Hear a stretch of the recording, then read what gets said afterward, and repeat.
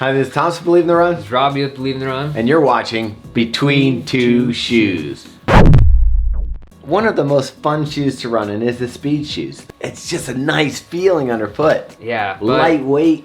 Look, we can't eat caviar every day, right? So what two shoes are we talking about? We're talking about the Adidas Adizero Pro 3. And what do you got in your hands? I got the Mizuno Wave Rebellion Pro. One thing that I like about both these shoes is the feeling off the toe. You get a nice bounce off both of these shoes. This is a wild one from Mizuno. We already have our full review out, which you can check out on our channel. This is their first real attempt, I would say, at a super shoe. They had the Rebellion Pro last year, which was like, wasn't that into.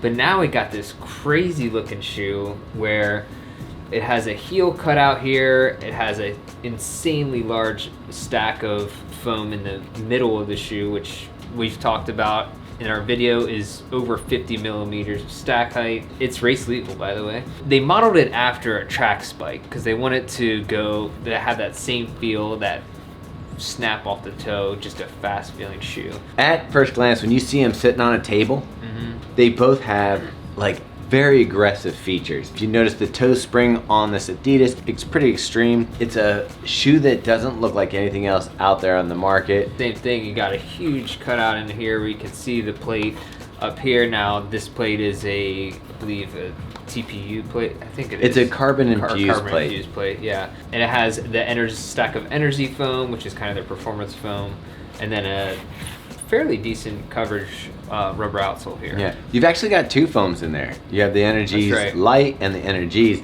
and this one just has Light Strike Pro. It does have the carbon rods that extend out here, so it's different than a plate, but you get a different sensation, I think, from the rods. It's almost like a tuned suspension where it gives here and doesn't give in other places, whereas a plate, you kind of just feel the straight up flick. One of the reasons why I wanted to do Between the Two Shoes for these two shoes is I actually did a speed workout in this shoe and followed it up with a long run with marathon tempo paces in that shoe. Okay. So I kind of have a really recent feel for both these shoes. And I like them both. They're so much fun. One of the issues we had with this shoe, while we loved the ride and everything, was that the toe box was very tight / cramped. We both had... It's got a low ceiling. Yeah, so we both had our big toes hurt after running in this shoe. It made us both curious whether or not we would go to a half size larger or not, because it fits so great everywhere else. That's the issue. As far as like maybe just a regular speed day shoe where you're doing some intervals or tempo work or even shorter race distances, I still feel like there's this shoe that holds a place in my heart, which we just reviewed or will be reviewing, the Takumi Sen 9. So this is the Takumi Sen 9, and pretty much it's the same shoe like as the 8, same midsole, same outsole. I mean, you can see the same geometry in that. You're just not going to get as much cushioning under the forefoot. My question that I was leading you to, though, was your preference in shoes in general isn't the bouncy off the toe. You prefer the feeling of the plate snapping to that. I definitely like a snappier feel, where I do feel like you get that in this shoe. I do love the Adios Pro though. I feel like the extra cushion,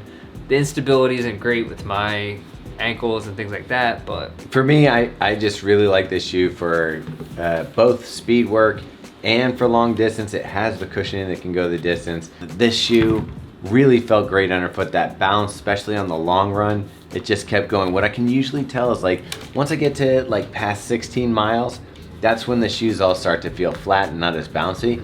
Both these shoes still have some energy return and have some pop after you get up into the higher mileage.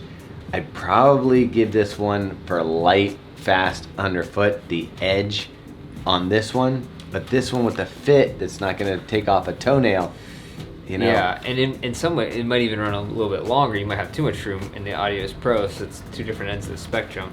There's something special about this Wave Rebellion Pro that I feel like we haven't gotten from anything else. I mean, it definitely puts it up there in the top tier racing shoes right now, I would say. These are two fun shoes. I would give the edge a little bit to bounce and fun to the Wave Rebellion Pro. But my problem, again, is that toe thing. I guess I'd have to try it in a half size up Yeah. And see if it changes the dynamics of how your foot is landing over this platform. I also hate to add weight with another half size, but I mean, we're talking so little. These are two great options, so depending on how you feel about your big toe, whether you care about it or not, could put you in a different shoe.